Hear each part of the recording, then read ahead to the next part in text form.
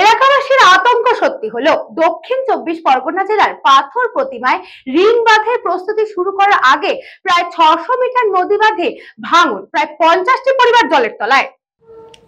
গ্রীষ্মকালে চুপচাপ থেকে বর্ষাকালে নদীবাঁধের কাজ, দুর্নীতির অভিযোগ এলাকাবাসীর। দক্ষিণ 24 পরগনা জেলার পাথর প্রতিমা ব্লকের গোবর্ধনপুরে প্রায় 500টি পরিবার জলের তলায়। প্রায় 600 মিটার নদীবাঁধে ভাঙন, এলাকায় জল ঢুকে সম্পূর্ণ প্লাবিত। পরিবারের মানুষদের ঠাঁই হলো রাস্তায়। প্রায় কদিন আগে পাথর প্রতিমার বিধায়ক সমীর কুমার জানা প্রশাসনিক বৈঠক করে জানিয়ে দিয়েছিলেন তৈরি হবে রিং বাঁধ, আর তার প্রস্তুতি শুরু করার আগেই সম্পূর্ণ ভেঙে গেল নদীবাঁধ। মাত্র 1 মাস আগে তৈরি বাঁধ এখন জলের তলায়। এই কাজ নিয়ে এলাকার মানুষের অভিযোগের শেষ নেই।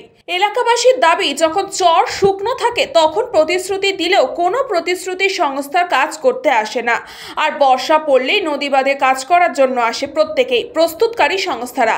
এর মধ্যেই দুর্নীতির গন্ধ পাচ্ছে এলাকার স্থানীয় বাসিন্দারা। তাদের দাবি, এই সমস্ত টাকা বিভিন্ন লোকের মধ্যে ভাগাভাগি হয়ে যায়, আর বর্ষাকালে কাজ করলে সামান্য কাজ করে পুরো টাকাটা কাজে দেখিয়ে দেওয়া হয় এই সংস্থাদের পক্ষ থেকে। তার ফলে এলাকার মানুষদের এই অবস্থা। গত পরশু থেকে এলাকার ভাঙন শুরু হয় এবং এলাকায় জল ঢুকতে শুরু হয়। পশু পাখি এবং মানুষের বসবাস এখন রাস্তায়। এই ভয়ঙ্কর দৃশ্য এখন পাথর প্রতিমা জুড়ে। না আছে আমাদের খাবার, চাল টাল সব ভিজে টিজে একদম মানে হয়ে গেছে। যেটুকু সঞ্চয় ছিল সেটুকুও ভিজে যাচ্ছে, এই অবস্থা।